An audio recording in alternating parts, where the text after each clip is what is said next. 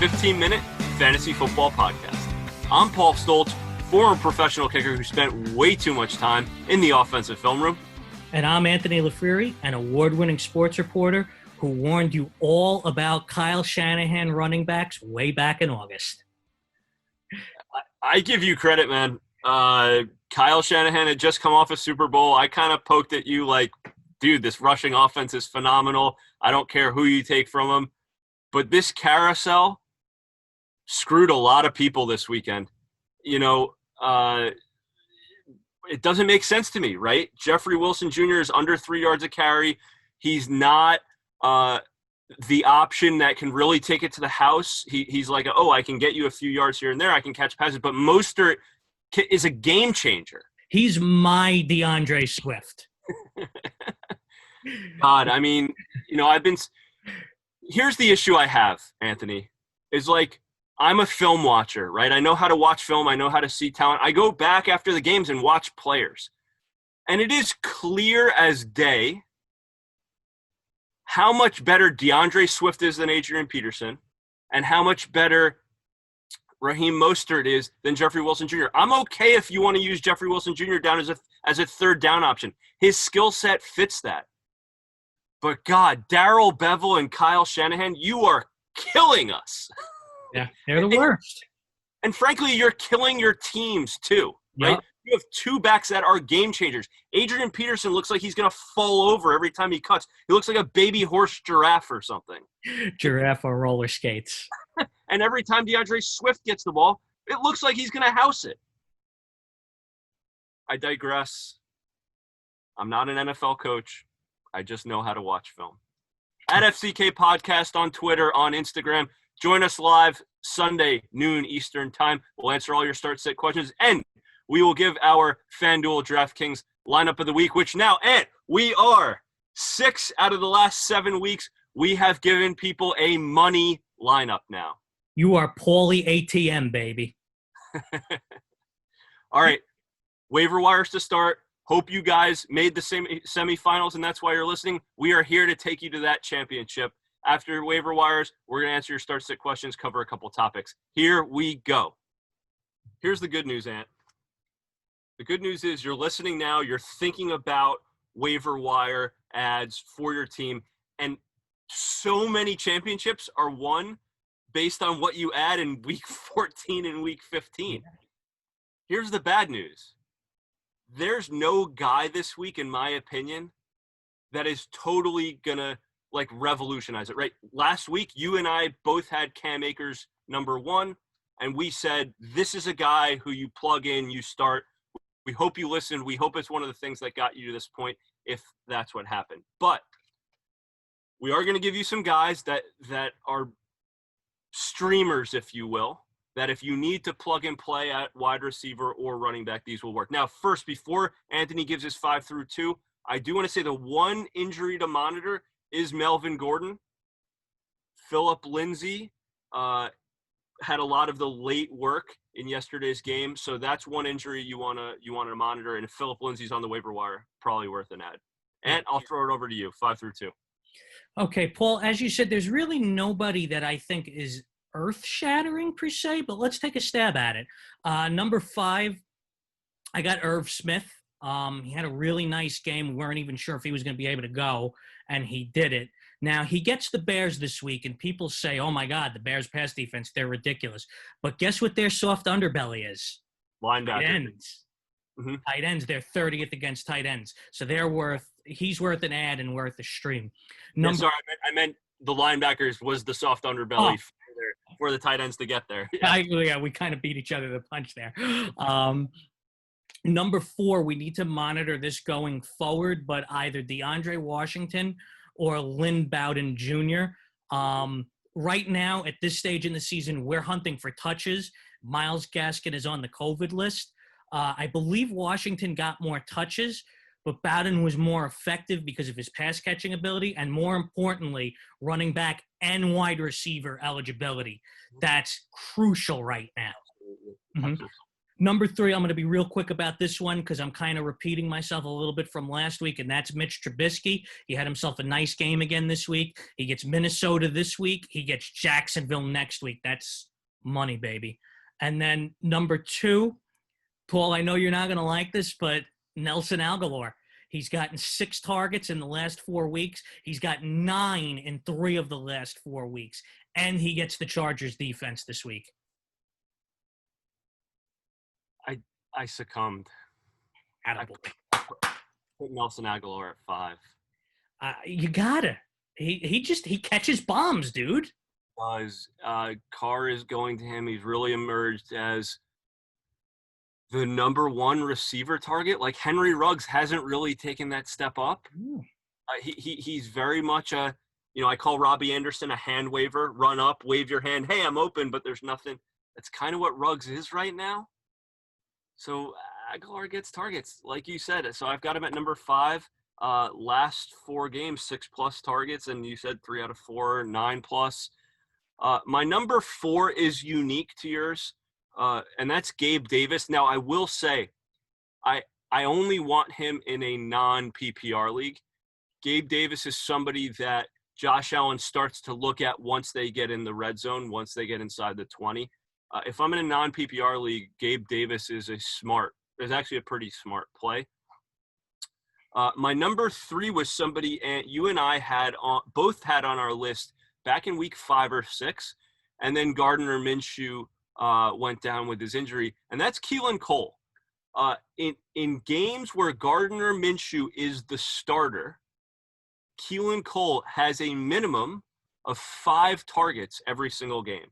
And in Minshew didn't even play the whole game, but Keelan Cole caught 7 passes yesterday from Minshew. So look, Ann and I have said it since the beginning of the season. We are not Minshew fans. He is a poor man's Tony Romo, can scramble around and make plays, and I respect that. But he is not like a go through my progression, stand in the pocket quarterback. But for purposes of Keelan Cole, go for it. My number 2 is what you said about monitoring the Miami running back situation. I didn't see any pop from DeAndre Washington. He's okay. He's worth an ad. But Lynn Bowden, I was going to say, has the running back wide receiver eligibility. That's 2 games in a row now where I think he's caught like 7 passes. Yeah. They're using him on jet motion. They're throwing some dump offs to him, getting him in space. That's a sustainable role. It's very much a Robert Woods type role from receiver, but they'll line him up straight at running back like they do Curtis Samuel. Yeah, I like Bowden better than Washington because of the pass catching abilities. I just worry he's not going to get touches like Washington will. But if they come out and say like Bowden's going to be the guy we use, then to me, I think he's a must add and a borderline must start unless you've got, considerably better options at this point at running back and wide receiver. That's the key. Yeah, and look, Salvin Ahmed could come back and Patrick Laird could get more touches, but Lynn Bowden is the only one in that offense with that type of role. So I just trust him more than the others to get touches in production. Who you got at number 1 at? So, Paul, for my number 1, I'm just going to gloat just a little teeny tiny bit because I've been trying to warn you all season about Carson Wentz now on the bench. It's Jalen Hurts time, baby. Listen, hey, it wasn't necessarily pretty, but he put the Hurts on an excellent New Orleans defense this week. 167 passing yards isn't spectacular, but 106 rushing yards is. It gives him a pretty high floor, and that's easily a top 5 defense in football that he did that against. This week, he gets Arizona, which is still a pretty solid defense, but certainly not what New Orleans is. But here's the key, Paul. You need to pick him up and stash him this week because do you know who he gets in your championship week? Dallas. The worst secondary in all of pro football, the Dallas Cowboys.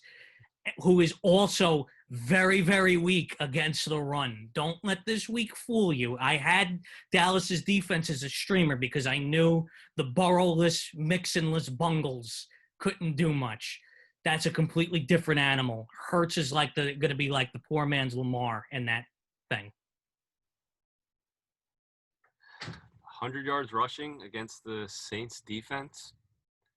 It's not bad. I'd still rather go Trubisky this week. Trubisky looked fantastic. Yeah. But I'm okay, very okay with you scooping Hurts for the championship game, assuming you make it. So my number one, I wanted to help people solve a problem. And the problem is if you don't have Darren Waller, Mark Andrews, Travis Kelce, then you're streaming tight ends right now. And there are 4 guys who I feel like are peaking and are pretty good options. One, you said Irv Smith, if there is no Kyle Rudolph in play. The second one is Cole Kmet. If you're in a PPR league, he's now 2 games in a row with 5 catches. He scored a touchdown last game, but the end zone stuff still goes to Jimmy Graham. Jimmy Graham just doesn't really play as much, until they get inside the red zone. The third is Jordan Reed. Mullins is building more of a rapport. Mullins was under a lot of duress, didn't have as much time to throw to him, but Jordan Reed will be a good play against a weaker defense. And the last one is probably the most talented, and he is the one that I believe next year you're going to see break into the top 8 tight ends, and that is former Virginia Tech quarterback Logan Thomas. Yeah. Paul, certainly this time of year, streaming is important, and there's a lot of guys that are streaming at tight end, so it's a really interesting take. Why don't you tell us a little bit about why you like Logan Thomas so much? What I love most about Logan Thomas is he knows from his days playing quarterback at Virginia Tech how to read a defense. And what you see is that against zone, he is finding the pocket, he's finding the seam, and he is sitting in there. And Alex Smith knows how to find them. All right, a few questions that we selected from the crowd of listeners this week. Again, we want to help you directly. DM us, hit us up, Instagram, YouTube. We don't care. We're here to help you. Here are a few questions that we got from our listeners, and hit us with the first one. Okay, Paul. Antonio Gibson, what is his workload going to be, and should we play him this week? Yeah, I'm really nervous on Antonio Gibson. Yeah. The injury is officially a turf toe. Oh. This is an injury that players will usually take about 3 weeks off, sometimes 2, sometimes 4, try to play through, but they're never the same because it affects their ability to cut. I am not starting Antonio Gibson this week unless I'm in a complete pinch. Yeah, I'm with you there. For sure. This one I'd like to take. Aaron Jones, what can we expect from him going forward? Should we be panicking?